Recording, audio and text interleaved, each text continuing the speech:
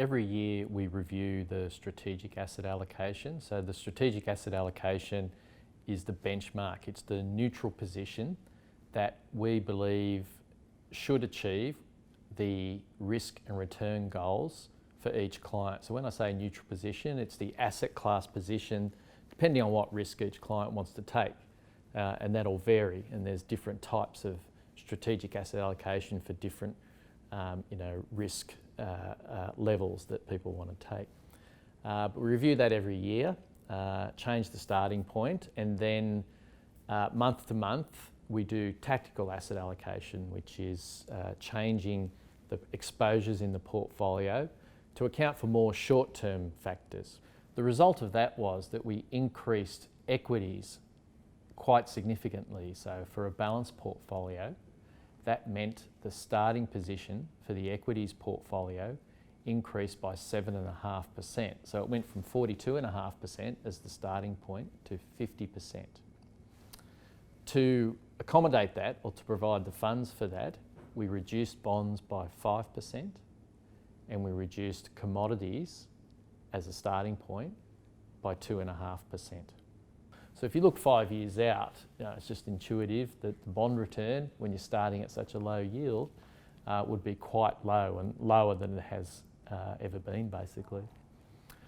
In contrast, if you look at equities, which is benefiting from a post-COVID opening up, benefiting from accommodative monetary and fiscal policy, that's leading to a strong economic expansion. So recent economic data, if you look at all the different data points, GDP growth, unemployment in various countries. In Australia, the unemployment rate has fallen to 5.8%, which was quite a nice surprise. So job creation is good. So that process will continue, and that favours equities. The other thing that favours equities is that if you have very low bond yields, it means the yield that you're getting on equities looks relatively attractive. You can look at it in terms of earnings yield or dividend yield, it doesn't matter. You compare it to their bond yield, then equities look very attractive.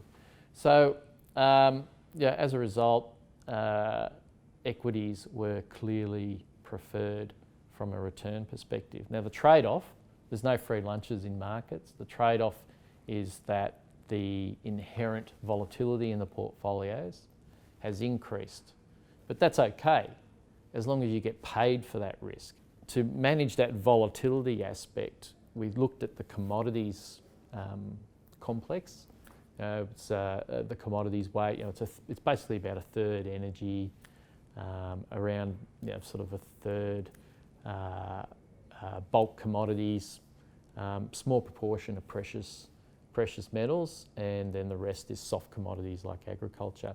So by taking that out of the strategic asset allocation, we got more risk budget for the equities. We reduced the volatility, and so when we looked at the numbers, it made sense. Increase equities, reduce commodities, reduce bonds, better return, but more risk, but that risk was paid for. So the second significant leg to the strategic asset allocation changes for us this year was the introduction of a new sub-asset class within equities, and we've called that thematic equities. So in prior presentations to Livewire, we've talked about our super trends. So these are the long-term investment themes that we think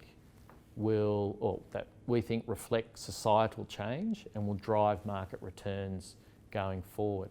So, and another way to call that is thematic equities. So we are making a very specific allocation to the super trends as a standalone thematic. But what we're doing, overlaying that as an umbrella, is applying an ESG filter, or seeing it through an ESG lens. So ESG, environmental, social and governance investing, or factors, taking into account each of those factors and investing accordingly. So what all that means is that we think ESG will be one of the prime portfolio factors driving return going forward. That's very clear. This has been driven by asset owners, so investors. Asset owners are saying, what's your environmental policy? What impact are you having socially? Governance, do you have a majority of independent directors on the board? What sort of biases do you have? Do you have equal representation for men and women on the board or in senior management positions? So these factors are already being built into the market and they're driving valuations. So what we're doing is we're saying, yes, let's introduce this thematic pot. So the thematic pot could be some examples: infrastructure build. Another example is technology at the service of humans. Another example is millennial values. So how are the millennials investing? And one of the ways they're investing is according to an ESG type of filter. So it's inherent in that as well. So we're introducing these themes to the portfolio and we're looking at it, we're applying this ESG lens.